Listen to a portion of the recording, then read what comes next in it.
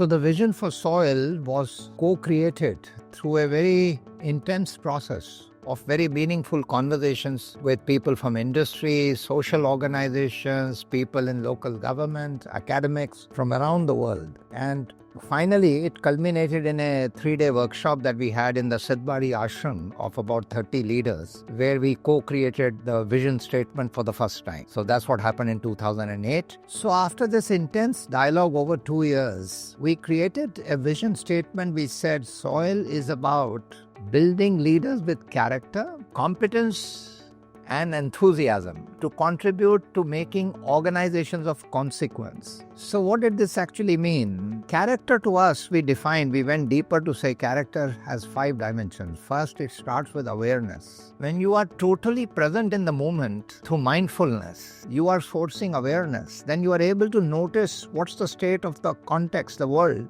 which we need to contribute. When that happens, we begin to sense empathy for people and to say, how can we make the lives of people better? And we want to do something about making the life better, so then the practice of compassion. There are many ways to serve stakeholders. When you are compassionate, you could be compassionate only to your shareholders or to your employees or to your customers. But we said being compassionate to the community and ecology, Mother Earth, was equally important. So that means from compassion, it has to be holistic compassion that serves the interest of all stakeholders, and that fairness of serving all was defined as ethics. Then we said in this entire dimension of being ethical to serve the needs of stakeholders, we have to be careful that we don't take shortcuts. We do not do something in the next few years which robs the future, because when young people are wanting to live for the next 100 years and we are creating an organization only for the benefit of the people who are living today, that's short-sighted. So we have to really talk about sustainability in the long term, the balance between the needs of today and the needs of tomorrow. How could we, as the creators, be called 100 years later as good ancestors, and therefore sustainability? And finally, in our attempt to do all this, we must tap into the genius of different people,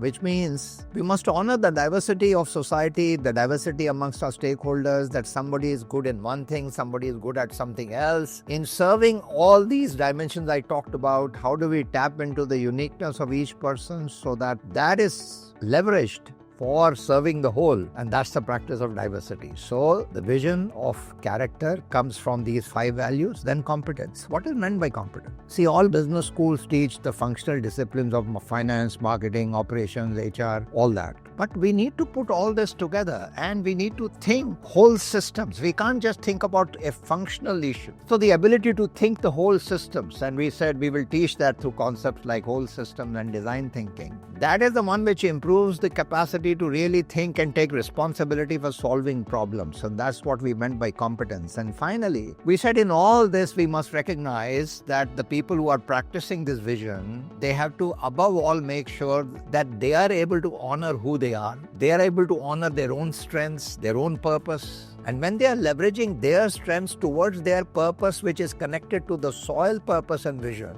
then they will always be enthusiastic. That's what we meant by enthusiasm, which is leveraging your strengths towards a purpose that matters to you. That is enthusiasm. And the larger purpose is to make the world better through the powerful force of business for doing good in the world. So that's how all this is interconnected.